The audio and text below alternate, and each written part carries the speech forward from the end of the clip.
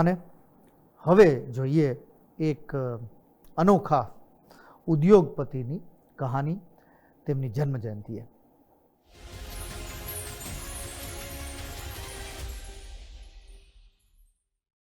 ભારતના કોર્પોરેટ ઇતિહાસમાં જો કોઈ એક નામને વિઝન, વેલ્યુઝ અને ટ્રસ્ટનું પ્રતીક માનવામાં આવે તો તે છે જહાંગીર રતનજી દાદાભાઈ ટાટા, એટલે કે JRD ટાટા, અથવા જે હુલામણું એમનું નામ છે જહાંગીરનું શોર્ટ ફોર્મ. એમના આસપાસના લોકો એમને જે તરીકે પણ સંબોધતા.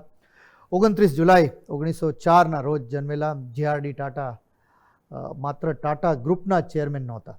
એમણે આધુનિક ભારતના ઉદ્યોગ અને એવિએશનને પણ નવી દિશા આપી હતી.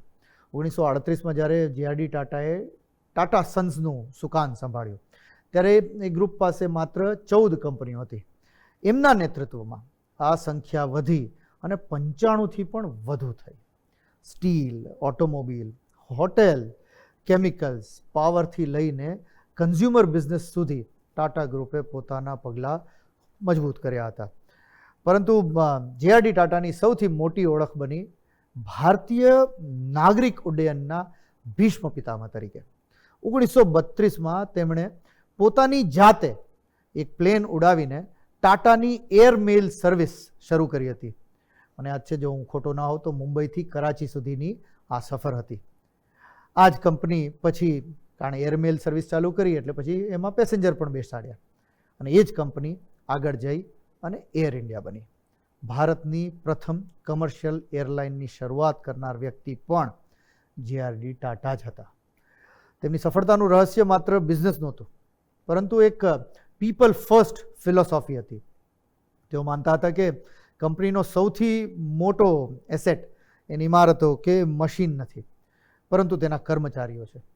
કર્મચારીઓના કલ્યાણ, સુરક્ષા અને કોર્પોરેટ ગવર્નન્સ જેવા મુદ્દાઓ, એના પર તેઓ પોતાની એક વ્યવસ્થિત સમયથી દાયકાઓ આગળ રહેતા.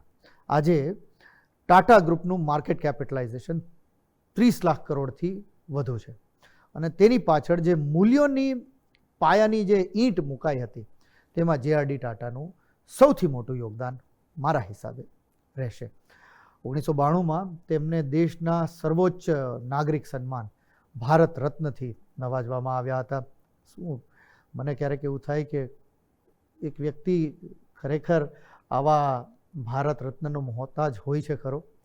JRD ટાટાએ એક વખત કહ્યું હતું કે I do not want India to be an economic super power, I want India to be a happy country.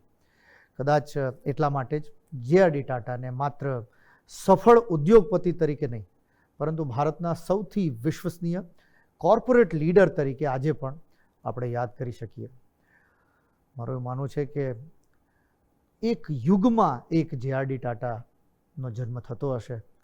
હવે કદાચ એવું કહીએ કે ફરી એક યુગ આવ્યો છે જેમાં હિન્દુસ્તાનને એક નવા JRD ટાટાની ઇંતજાર છે.